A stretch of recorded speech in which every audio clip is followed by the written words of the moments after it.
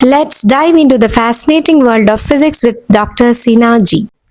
Good morning all. Welcome to lectures by Dr. S.G. In today's class, we are going to discuss about the applications of Gauss law. Gauss law ആണ് നമ്മൾ കഴിഞ്ഞ ക്ലാസ്സിൽ പഠിച്ചത്. അതായത് integral E dot D S is equal to Q by epsilon 0. അപ്പോൾ നമ്മൾ ചുമ്മാ കയറിയ ഒരു ഇക്വേഷൻ പഠിച്ചത് കൊണ്ട് കാര്യമില്ല. ആ ഇക്വേഷൻ മൂലം എന്തൊക്കെ ആപ്ലിക്കേഷൻസ് ആണെന്ന് നോക്കണം. അല്ലെങ്കിൽ നമ്മൾ ചോദിക്കത്തില്ലേ, എന്തിനാണ് ഇതൊക്കെ പഠിക്കുന്നത്, ഇതുകൊണ്ട് ജീവിതത്തിൽ എന്താ പ്രയോജനം എന്ന് നമ്മളിപ്പോഴും ചോദിക്കാറുള്ള കാര്യമല്ലേ. അങ്ങനെയല്ല, ഇതിന് ഓരോന്നിനും അതിൻ്റെതായ സ്പേസിൽ ആപ്ലിക്കേഷൻസ് ഉണ്ട്. അപ്പോൾ ഗോസ് ലോയ്ക്ക് നമ്മുടെ ഇപ്പം +2 നമുക്ക് പഠിക്കാൻ ആകെ 3 ആപ്ലിക്കേഷൻ മാത്രമാണ്. ഈ ആപ്ലിക്കേഷൻസും ഗോസ് ലോ എന്താണെന്നും ഇതിൻ്റെ ആപ്ലിക്കേഷൻ എന്താണെന്നും എപ്പോഴും പരീക്ഷയ്ക്ക് ചോദിക്കുന്ന ഒരു സാധനമാണ്. അപ്പോൾ അത് പഠിച്ചിരിക്കണം. നിങ്ങളുടെ എസ്സേ അല്ലെങ്കിൽ ഡെറിവേഷൻ ക്വസ്റ്റ്യൻ ആയിരിക്കും ഇത് കേട്ടോ. സോ നമുക്ക് നോക്കാം എന്താണ് ഗോസ് ലോയുടെ applications. So first one, field due to infinitely long charged wire.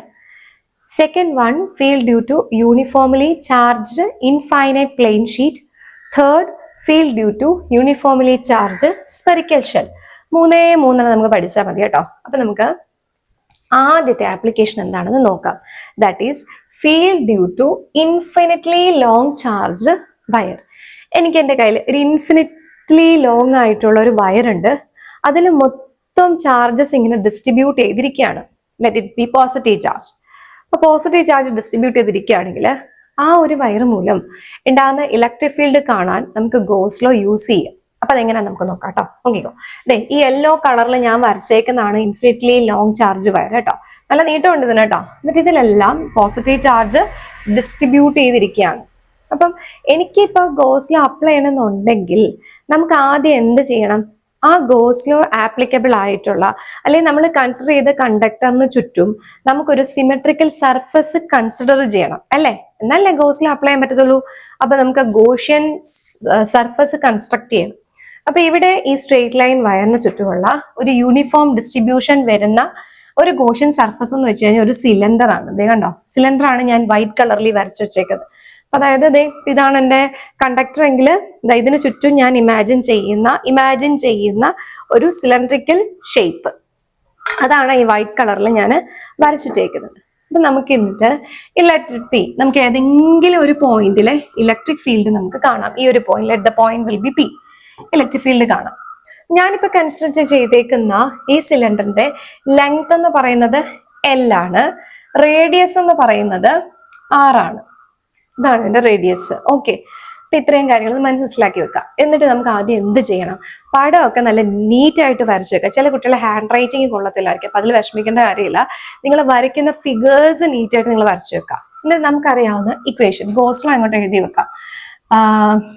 Goes law can be written as phi is equal to integral E dot ds is equal to Q by epsilon 0. ഇതാണ് നമ്മുടെ goes law. ഇത് എവിടെ അങ്ങോട്ട് ആദ്യം എഴുതി വെക്കുക. അത് കഴിഞ്ഞതിന് ശേഷം നിങ്ങൾ നോക്കിക്കോ, ഞാൻ ഈ കൺസിഡർ ചെയ്ത സർഫസ് സിമെട്രിക്കൽ സർഫസിന് ആക്ച്വലി 3 സർഫസുകളുണ്ട്. ഏതൊക്കെയാണെന്ന് അറിയാമോ? ഒരെണ്ണം ഈ കേർഡ് സർഫസ്, പിന്നെ ഒരെണ്ണം ഇതിന്റെ ടോപ്പിലുള്ള ഒരു സർഫസ്, പിന്നെ ഈ ബോട്ടത്തിലുള്ള സർഫസ്. അങ്ങനെ 3 സർഫസ് ഉണ്ട്.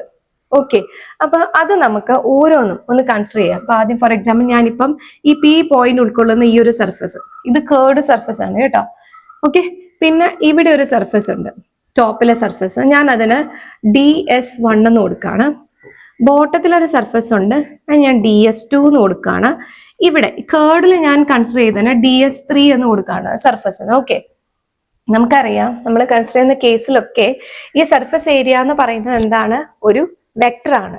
നമുക്കിതിനെ വെക്ടർ വെച്ച് റെപ്രസെന്റ് ചെയ്യണം. അപ്പം നമ്മുടെ ഏരിയന്ന് പെർപെൻഡിക്കുലർ ഔട്ട്വേർഡ് ആണ് വെക്ടറിന്റെ ഡയറക്ഷൻ വരുന്നത്. അപ്പൊ ഇങ്ങനെ വരും ഈ ഒരു വെക്ടർ, കണ്ടോ? ഓക്കെ അല്ലേ? നമുക്കിവിടെ ടോട്ടൽ ഫ്ലക്സ് ഫൈ എന്ന് പറയുന്നത് എങ്ങനെ എഴുതാം? Phi integral DS1 E dot DS1. Okay, ഇവിടുത്തെ ഇലക്ട്രിക് ഫീൽഡ് പ്ലസ് അടുത്ത ഏരിയ എടുക്കണം DS2 E dot DS2 plus integral DS3 E dot DS3. മനസ്സിലായോ? ഇതെല്ലാം വെക്ടർ ആണെന്ന് ഓർക്കണം. ഇനി നിങ്ങൾ നോക്കിക്കോ, ഞാനിപ്പോൾ ഇവിടെ കൺസിഡർ ചെയ്യുന്ന ഇലക്ട്രിക് ഫീൽഡിന്റെ ഔട്ട്വേർഡ് ഡയറക്ഷൻ ഫ്ലക്സ് വരയ്ക്കുകയാണെങ്കിൽ എങ്ങനെ വരും? പോസിറ്റീവ് ചാർജ് ആണെങ്കിൽ നമുക്കറിയാം ഇത് റേഡിയലി ഔട്ട്വേർഡ് ആയിരിക്കും അല്ലേ? ഇങ്ങനെ റേഡിയലി ഔട്ട്വേർഡ് ആയിട്ടല്ലേ പോകുന്നത്. ദാ ഇങ്ങനെയായിരിക്കും നമ്മുടെ ഇങ്ങോട്ടും ഉണ്ട് കേട്ടോ. ദാ ഇങ്ങനെയാണ് പോകുന്നത്. ഇപ്പൊ ഇവിടെ ഒരു ഏരിയ കൺസിഡർ ചെയ്യുമ്പോഴും റേഡിയലി ഔട്ട്വേർഡാ, ഇവിടെയും റേഡിയലി ഔട്ട്വേർഡ് ആണ്. അപ്പൊ ഇവിടെ നമ്മൾ ശ്രദ്ധിക്കേണ്ട ഒരു കാര്യം നോക്കിക്കോ, ഈ ഒരു സർഫസ് എടുക്കുക, DS1 എങ്ങനെയാണ് വൈ ഡയറക്ഷനിലായിരിക്കുന്നത്, പോസിറ്റീവ് വൈ. ഇലക്ട്രിക് ഫീൽഡ് ഡയറക്ഷനോ പോസിറ്റീവ് X ഡയറക്ഷനാ. അപ്പൊ ഇത് രണ്ടും എന്താണ്? മ്യൂച്വലി പെർപെൻഡിക്കുലർ ഡയറക്ഷൻ ആണ്. സോ ഇത് തമ്മിലുള്ള ആംഗിൾ തീറ്റ എന്ന് പറയുന്നത് 90 ഡിഗ്രി ആണ്. നമുക്കറിയാം ഈ ഡോട്ട് DS എന്ന് പറഞ്ഞു കഴിഞ്ഞാൽ ഈ DS കോസ് തീറ്റ. ഈ കേസിൽ തീറ്റ എന്ന് പറയുന്നത് എന്തായി മാറി? 90 ആണ്. സോ കോസ് 90 എന്ന് പറയുന്നത് എന്താവും? 0 ആകും. അപ്പൊ നമ്മുടെ ഫസ്റ്റ് ടേം എന്തായി പോകും? 0 ആയി പോകും. അതേപോലെ തന്നെ സെക്കൻഡ് ടേം വരുമ്പോഴും കണ്ടോ, ഇവിടെ എന്താണ്? മ്യൂച്വലി പെർപെൻഡിക്കുലർ ഡയറക്ഷൻ ആണ്, അതുകൊണ്ട് സെക്കൻഡ് ടേമും 0 ആയി പോകും. Then what about the third term? Third ടേമിൽ ഇലക്ട്രിക് ഫീൽഡിന്റെ ഡയറക്ഷനും നമ്മുടെ ഏരിയ വെക്ടറിന്റെ ഡയറക്ഷനും സെയിം ആണ്. അതുകൊണ്ട് തന്നെ the angle between these two vectors is 0, cos 0 is 1. So ഈ ഒരു കമ്പോണന്റിൽ മാത്രം നമുക്ക് ഈ ഫൈയുടെ ഇക്വേഷൻ എങ്ങനെ കിട്ടുമെന്ന് അറിയാം? ഇന്റഗ്രൽ DS3 എന്ന് കിട്ടും. കണ്ട, ഡോട്ടങ്ങ് പോകും, കോസ് തീറ്റ എന്ന് പറയുന്നത് 1 ആയിട്ട് മാറും. ഓക്കെ, സോ നമുക്ക് ഇത്രയും കിട്ടി. ഇനി നിങ്ങൾ നോക്കിക്കോ, ഇവിടെ നമുക്കറിയാം ഇതൊരു യൂണിഫോംലി ചാർജ്ഡ് വയറാണ്. സോ ഇലക്ട്രിക് ഫീൽഡ് എന്ന് പറയുന്നത് കോൺസ്റ്റന്റ് ആണ്. അതുകൊണ്ട് നമുക്ക് ഇന്റഗ്രലിന്റെ പുറത്തെടുക്കാം, ഇന്റഗ്രൽ DS3 എന്ന് കൊടുക്കാം. അതായത് നമുക്ക് കാണേണ്ട ഏരിയ, ടോട്ടൽ ഏരിയ, ഞാൻ ചെറിയൊരു സ്പേസ് ആയിരുന്നു ഏരിയ എടുത്തത്, പക്ഷെ എനിക്ക് കേർഡ് സർഫസ് മൊത്തം കാണണം. അതാണല്ലോ ഇന്റഗ്രലിന്റെ അർത്ഥം. അപ്പൊ ഇതിന്റെ മൊത്തത്തിലുള്ള ഏരിയ എന്ന് പറയുന്നത് എന്താണ്? ഇതൊരു സിലിണ്ടർ ആണ്, റേഡിയസ് 6 ആണ്, ലെങ്ത് L ആണ്. സോ ഈ ഏരിയ എന്ന് പറയുന്നത് എന്ത് വരും? 2πr_L എന്ന് വരും അല്ലേ? ഓക്കെ അല്ലേ? സോ ഇതാണ് നമുക്ക് 5ക്ക് കിട്ടിയേക്കുന്ന ഒരു ഇക്വേഷൻ. നമുക്ക് ഇക്വേഷൻ നമ്പർ 2 എന്ന് കൊടുക്കാം. ഓക്കെ, ഇനി അതവിടെ ഇരിക്കട്ടെ. ഇനി നമുക്കറിയേണ്ട അടുത്ത കാര്യം, ഇതിലെ ഈ ഒരു ഇക്വേഷനിലെ നമ്മൾ ഈ ഒരു പാർട്ട് നമ്മൾ കണ്ടുപിടിച്ചു. ഇനി Q/ε0 കാണണം. അത് നമുക്ക് എന്തറിയണം? Q അറിയണം. Q എന്ന് പറയുന്നത് for a line charge distribution, നമ്മൾ നേരത്തെ പഠിച്ചതാണ്, അറിയത്തില്ലെങ്കിൽ ആ ക്ലാസ് ഒന്ന് എടുത്ത് നോക്കണേ. Q is equal to line charge density into length of the surface we are considering. So ഇവിടുത്തെ ലൈൻ ചാർജ് ഡെൻസിറ്റി എന്ന് പറയുന്നത് ലൈൻ ആയതുകൊണ്ട് ലാംഡ, എന്നിട്ട് ടോട്ടൽ ലെങ്ത് എടുക്കണം, ലാംഡ L എന്ന് കിട്ടും. ഓക്കെ അല്ലേ? അപ്പൊ നമുക്ക് എന്ത് കിട്ടി? ഫൈയുടെ ഒരു ഇന്റഗ്രൽ E.ds കിട്ടി, Q/ε0 കിട്ടി. അപ്പൊ അത് നമുക്ക് സബ്സ്റ്റിറ്റ്യൂട്ട് ചെയ്യാലോ. എന്നിട്ട് നമുക്ക് നോക്കാം. നോക്കിക്കോ, ഇവിടെ സബ്സ്റ്റിറ്റ്യൂട്ട് ചെയ്യാണ്. E into 2πr_L is equal to lambda L divided by ε0 എന്ന് കിട്ടും.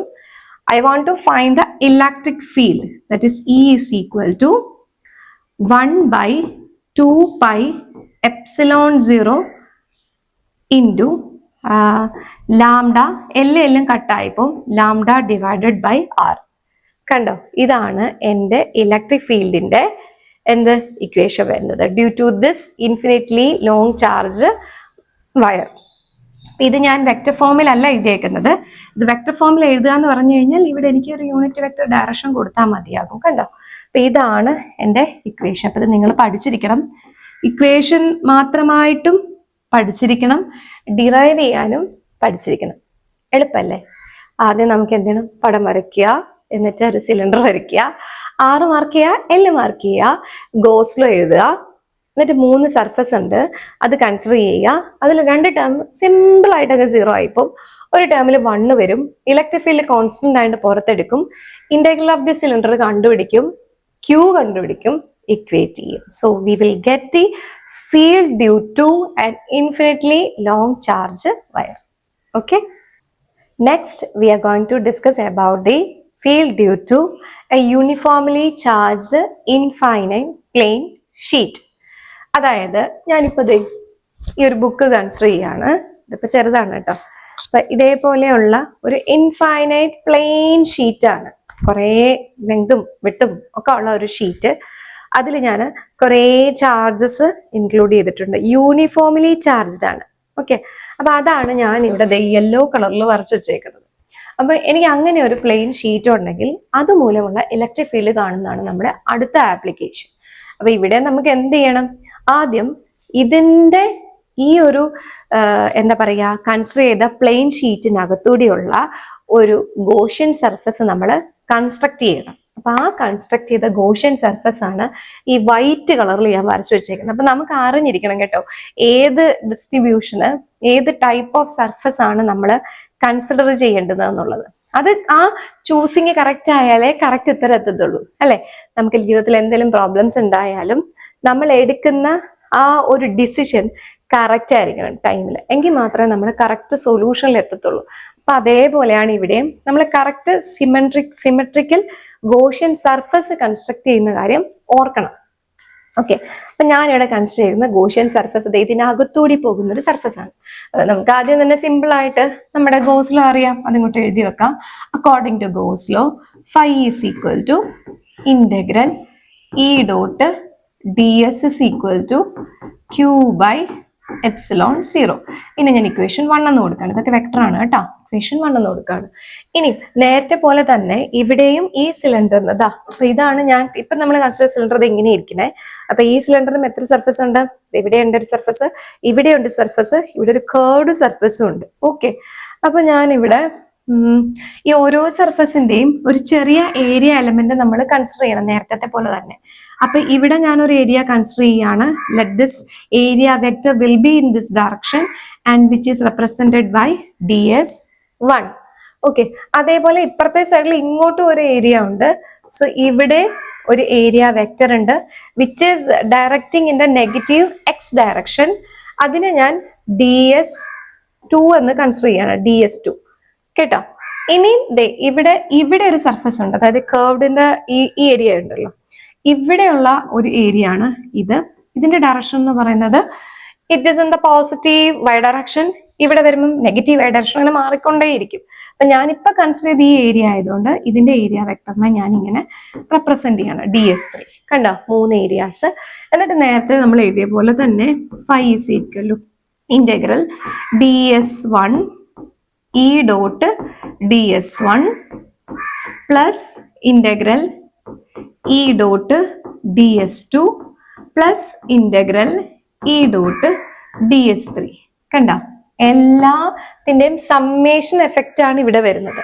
ഇനി നമുക്ക് എന്താ, നമ്മുടെ ഇലക്ട്രിക് ഫീൽഡ് ഡയറക്ഷൻ അല്ലെ. ഇലക്ട്രിക് ഫീൽഡ് ഡയറക്ഷൻ വരയ്ക്കാൻ ഭയങ്കര എളുപ്പമാണ്. ഈ സാധനം എങ്ങനെ ഇരിക്കുന്നു അതിനെ പാരലായിട്ട് അങ്ങ് വരച്ചാൽ മതി. ഇതാണ് ഇവിടുത്തെ ഇലക്ട്രിക് ഫീൽഡ് ഡയറക്ഷൻ. ഇപ്പുറത്തെ സൈഡിൽ എങ്ങോട്ട് വരും? ഇങ്ങോട്ട് വരും ഇലക്ട്രിക് ഫീൽഡ് ഡയറക്ഷൻ. ഇവിടെ വരുമ്പോഴോ, ഈ ഏരിയയിൽ വരുമ്പോഴോ ഇലക്ട്രിക് ഫീൽഡ് ഡയറക്ഷൻ എപ്പോഴും ഇങ്ങനെയാ വരുന്നത്. കണ്ടോ, അപ്പൊ ഈ പിക്ചർ കാണുമ്പോൾ തന്നെ നിങ്ങൾക്കറിയാം ഏതൊക്കെ ടേം 0 ആയി പോകും, ഏതൊക്കെ ടേമിന് വാല്യൂ വരുന്നത്. ഇവിടെ ഏത് ടേം 0 ആയി പോകുന്നത്? ds3 ടേം അല്ലേ 0 ആയി പോകുന്നത്. അപ്പൊ ഈ ടേം എന്തായി പോകും? 0 ആയി പോകും. ഈ 2 ടേമിലും കോസ് തീറ്റ എന്ന് പറയുന്നത് 0 ആണ്. സോറി, തീറ്റ എന്ന് പറയുന്നത് 0 ആണ്, കോസ് തീറ്റ എന്ന് പറയുന്നത് 1 ആയിട്ട് മാറും. അതായത് നമ്മുടെ ഇക്വേഷൻ എങ്ങനെ വരും? Phi is equal to integral E ds1 plus integral E ds3 എന്ന് വരും, സോറി ds2 എന്ന് വരും. ഞാൻ ഈ ടോട്ടൽ ഏരിയനെ ഞാൻ എ എന്ന് റെപ്രസെന്റ് ചെയ്യാം. ഇവിടുത്തെ അതേ ഏരിയ തന്നെയാണല്ലോ ഇവിടെ വരുന്നത്. ഓക്കെ, ഇതും എ തന്നെയാണ്. ഇവിടെ നമുക്ക് ഇലക്ട്രിക് ഫീൽഡ് ഈ കോൺസ്റ്റന്റ് ആയിട്ട് പുറത്തെടുക്കാം. ഇന്റഗ്രൽ ds1 പ്ലസ് ഈ ഇന്റഗ്രൽ ds2 എന്ന് വരും. ഇന്റഗ്രൽ ds എന്ന് വെച്ച് കഴിഞ്ഞാൽ ടോട്ടൽ ഏരിയ ആണ്. അതെന്താണ്? എ ആക്കി എടുത്തേക്കുന്നത്. സോ ഫൈയുടെ ഇക്വേഷൻ എനിക്ക് എന്ത് വന്നു? 2EA എന്ന് വരുന്നു. എന്നിട്ട് ഇതിന് നമുക്ക് ഇക്വേഷൻ 2 എന്ന് കൊടുക്കാം. ഓക്കെ, അപ്പൊ അത് കിട്ടി. ഇനി നമുക്ക് എന്ത് കാണണം? ഈ ക്യൂ ബൈ എപ്സിലോൺ 0ന്റെ വാല്യൂ അല്ലേ നമുക്ക് കാണേണ്ടത്. ഈ ക്യൂ എന്ന് പറയുന്നത് ഇവിടെ ഇതൊരു പ്ലെയിൻ ഷീറ്റ് ആണ്. അപ്പൊ അത് ലൈൻ ചാർജ് ആണോ വരുന്നത്? അല്ല, അതൊരു സർഫസ് ആണ്. സോ ഇവിടെ നമ്മൾ കൺസിഡർ ചെയ്യേണ്ടത് സർഫസ് ചാർജ് ഡെൻസിറ്റി ആണ്. ദാറ്റ് ഈസ് സിഗ്മ എ എന്ന് വരും ക്യൂ എന്ന് പറയുന്നത്. ഇവിടെ സർഫസ് എ ആക്കിയല്ലേ എടുത്തേക്കുന്നത്. സോ സിഗ്മ എ എന്ന് വരും. Okay, so Q by epsilon 0 ഇത് നമുക്ക് ഇക്വേഷൻ നമ്പർ 3 എന്ന് കൊടുക്കാം. അപ്പൊ ഇനി നമുക്ക് സബ്സ്റ്റിറ്റ്യൂട്ട് ചെയ്യാലോ. ഇക്വേഷനകത്ത് സബ്സ്റ്റിറ്റ്യൂട്ട് ചെയ്ത് കൊടുക്കുമ്പോൾ എന്ത് കിട്ടും? 2EA is equal to sigma A എന്ന് വരും, സിഗ്മ എ ബൈ എപ്സിലോൺ 0 എന്ന് വരും, or E is equal to sigma by 2 epsilon 0 എന്ന് വരും. കണ്ട, ഇതാണ് നമ്മുടെ ഇലക്ട്രിക് ഫീൽഡിന്റെ ഇക്വേഷൻ. ഇതിനെ ഇപ്പൊ വെക്ടർ ഫോമിൽ എഴുതാനാണെങ്കിൽ എനിക്ക് ഇവിടെ ഒരു വെക്ടറും വെക്ടറിനെ റെപ്രസെന്റ് ചെയ്യാൻ യൂണിറ്റ് വെക്ടർ n എന്ന് കൊടുത്താൽ മതിയാകും. Okay, so E is equal to sigma by 2 epsilon 0. ഓർത്തിരിക്കില്ലേ? ഇത് എപ്പോഴും പ്രോബ്ലം ചെയ്യാൻ ചോദിക്കുന്ന കേട്ടോ, അപ്പൊ ഓർത്തിരിക്കണം. E is equal to sigma by 2 epsilon 0. ഇത് നമുക്ക് തേർഡ് ആപ്ലിക്കേഷൻ എന്താന്ന് നോക്കാം. Field due to a uniformly charge spherical shell. Shell എന്ന് വെച്ച് കഴിഞ്ഞാൽ അത് എങ്ങനെ ഇരിക്കും? ഇനി ഒരു സാധനം മൂലം, അപ്പൊ അത് ഇതിന്റെ പുറത്തൊക്കെ ഇലക്ട്രിക് ഫീൽഡ് ഉണ്ടെങ്കിൽ ഇത് മൂലമുള്ള ഇതിന്റെ പുറത്തൊക്കെ ചാർജ് ഡിസ്ട്രിബ്യൂഷൻ ഉണ്ടെങ്കിൽ ആ ചാർജ് മൂലമുള്ള ഇലക്ട്രിക് ഫീൽഡ് കാണുന്നതാണ് അടുത്ത ഇക്വേഷൻ. സോ ഈ ഒരു കേസിന് മാത്രം 3 സബ് ഡിവിഷൻസ് ഉണ്ട്. അതായത് ഞാൻ ഈ കൈ കൊണ്ട് ഇങ്ങനെ വരച്ച ആ ഒരു ഷെല്ലാണ് ഈ യെല്ലോ കളറിൽ കാണിച്ചു വെച്ചേക്കുന്നത്. അപ്പൊ ഈ ഒരു ഷെല്ല് മൂലം ഇതിന്റെ ഔട്ട്സൈഡിലുള്ള ഇലക്ട്രിക് ഫീൽഡ് നമുക്ക് കാണണം, പിന്നെ അതിന്റെ സർഫസിലുള്ള ഇലക്ട്രിക് ഫീൽഡ് കാണണം, ദെൻ ലാസ്റ്റ് ആ ഷെല്ലിന്റെ ഇൻസൈഡ് ഉള്ള ഇലക്ട്രിക് ഫീൽഡ് കാണണം. അങ്ങനെ 3 കേസാണ് ഇതിനുള്ളത്. അപ്പൊ അത് നമുക്ക് ആദ്യത്തെ കേസ് നോക്കാം. അതായത് field at a point outside the shell due to this spherical charge distribution. അപ്പൊ അതിന് വേണ്ടിയിട്ട് ഞാൻ ഈ സ്പെറിക്കൽ ചാർജ് ഡിസ്ട്രിബ്യൂഷൻ ഒക്കെ ഇവിടെ വരച്ചു വെച്ചു ഭംഗിയായിട്ട്. എന്നിട്ട് എനിക്ക് ആദ്യം ചെയ്യേണ്ടത് ഇതിന്റെ സ്യൂട്ടബിൾ ആയിട്ടുള്ള ഒരു ഗോഷ്യൻ സർഫസ് വരയ്ക്കുക എന്നുള്ളതാണ്. അപ്പൊ പോയിന്റ് ചാർജ് അല്ലെങ്കിൽ സ്പെറിക്കൽ ഡിസ്ട്രിബ്യൂഷൻ ഒക്കെ ഉള്ള സിമെട്രി എന്ന് പറയുന്നത് സ്പെറിക്കലി സിമെട്രി ആയിരിക്കും. അപ്പൊ ഇവിടെ ഞാൻ കൺസിഡർ ചെയ്യുന്ന ഗോഷ്യൻ സർഫസ് എന്ന് പറയുന്നത് ഒരു സ്പെറിക്കലി സിമെട്രിക് ഗോഷ്യൻ സർഫസ് ആയിരിക്കും. അപ്പൊ അതാണ് ഈ ഡോട്ടഡ് ലൈൻസ് വെച്ച് വരച്ചേക്കുന്നത്. എന്നിട്ട് ഞാൻ ഈ ഒരു പോയിന്റിൽ electric field I am going to find the electric field at this point. എനിക്ക് ഏത് പോയിന്റ് വേണമെങ്കിലും എടുക്കാം കേട്ടോ. ഇവിടെയാണ് എടുക്കുന്നതെങ്കിൽ ഇവിടെ എടുക്കാം, കുറെ ദൂരെയുള്ള പോയിന്റ് വേണമെങ്കിൽ എനിക്ക് എടുക്കാം. അപ്പൊ ഞാൻ കൺസിഡർ ചെയ്യുന്ന ഗോഷ്യൻ സർഫസ് എന്ന് പറയുന്നത് I have to include that point. അപ്പൊ ഞാൻ ഡ്രോ ചെയ്യുന്ന സർഫസ് എന്ന് പറയുന്നത് ഒരു ബിഗ് വൺ ആയിരിക്കും. അങ്ങനെ മാറ്റി വരയ്ക്കണം കേട്ടോ. ഞാനിപ്പോ ഇവിടെ പോയിന്റിലുള്ള ഇലക്ട്രിക് ഫീൽഡാണ് കാണുന്നത്.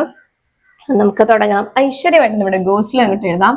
Phi is equal to integral E dot D S is equal to Q by epsilon 0. Equation number 1 എന്ന് കൊടുക്കാം. ഇനി ഈ ഫിഗറിൽ let capital R be the radius of the spherical shell. ഈ സ്പെറിക്കൽ ഷെല്ലിന്റെ റേഡിയസ് എന്ന് പറയുന്നത് ഞാൻ ക്യാപിറ്റൽ ആർ എന്ന് എടുക്കാണ്. ഇവിടെ ഞാൻ വലുതാക്കിയൊക്കെ വരച്ചു വെച്ചേക്കാം, പക്ഷെ വളരെ തിന്നായിട്ടാണ് കേട്ടോ ഇത് കൺസിഡർ ചെയ്യുന്നത്. വളരെ തിൻ ഷെല്ലാണ് കേട്ടോ. നിങ്ങൾക്ക് കാണാൻ വേണ്ടി ഇത്രയും വലുതാക്കി വരച്ചു വെച്ചേക്കുന്നത്. അതായത് 6 എന്ന് പറയുന്ന ഇത്രയും അടുത്ത് വരും ഈ സാധനം. ഓക്കെ, സോ ഇതാണ് ഇതിന്റെ റേഡിയസ് 6. ഇനി ഞാൻ കൺസിഡർ ചെയ്ത ഗോഷ്യൻ സർഫസിന്റെ റേഡിയസ് എന്ന് പറയുന്നത് സ്മോൾ ലെറ്റർ r ആക്കി ആയിട്ടാണ് ഞാൻ എടുത്തേക്കുന്നത്. ഇത് രണ്ടും നമ്മൾ നോട്ട് ചെയ്യേണ്ട കാര്യമാണ്. ഇനി ഞാൻ എന്ത് ചെയ്യും?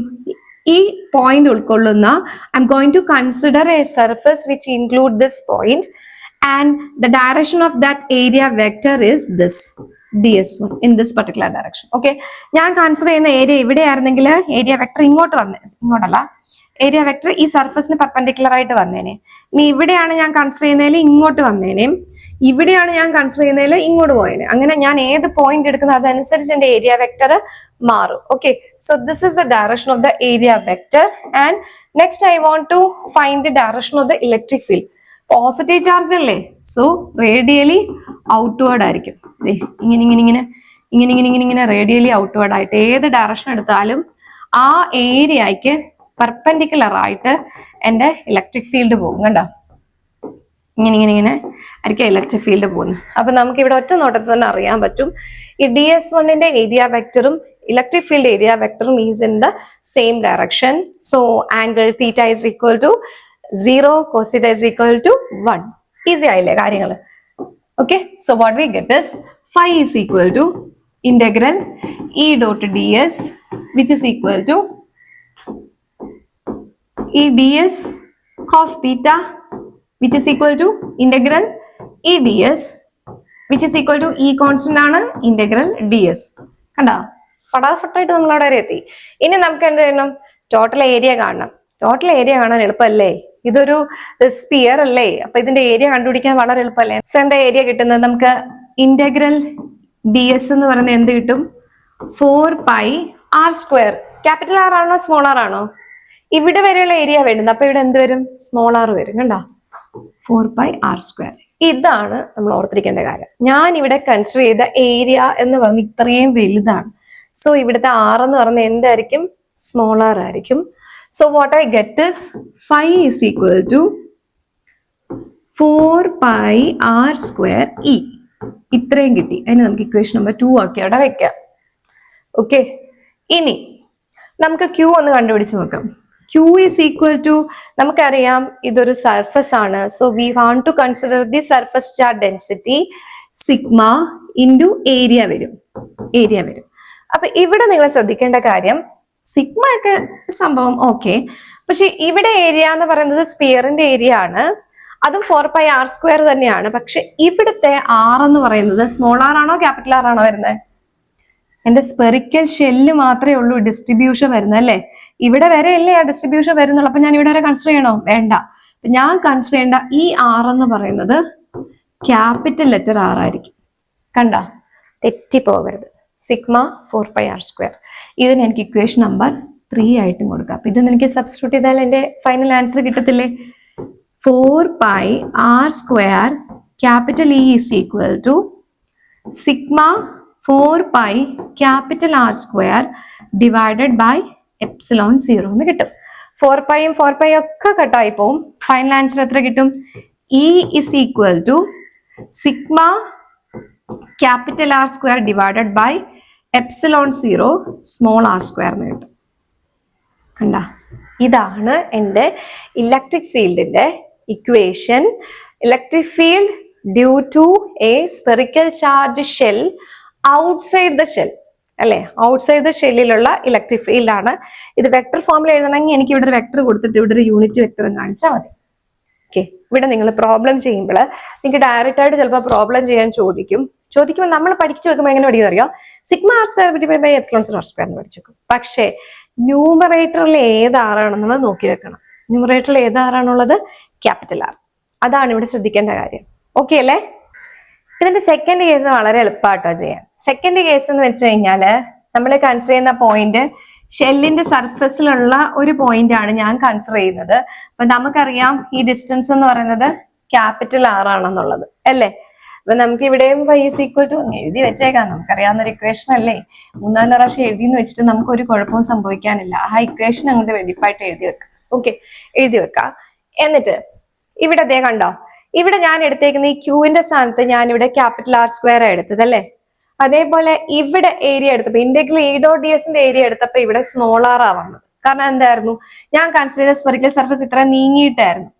പക്ഷെ നമ്മുടെ ഇപ്പോഴത്തെ കേസിൽ ഇത്ര നീങ്ങിയാണോ ഈ ഷെല്ല് ഇരിക്കുന്നത്? സോറി, സർഫസ് ഇരിക്കുന്നത് അടുത്തായിരിക്കുന്നത്. അപ്പൊ ക്യാപിറ്റൽ ആർ സ്മോൾ ആറും എന്താണ്? ഈക്വൽ ആണ്. സോ ഈ ഒരു ഇക്വേഷനകത്ത് ഇവിടെ സ്മോൾ ആർ വരുന്നിടത്ത് എന്ത് വരും? ക്യാപിറ്റൽ ആർ തന്നെ വരും. വ്യത്യാസം ഒന്നും വരത്തില്ല. അപ്പൊ നിങ്ങൾക്ക് വേണേ ഈ ഇക്വേഷൻ എടുത്തിട്ട് വേണേലും അപ്പുറത്ത് എഴുതാൻ പറ്റും.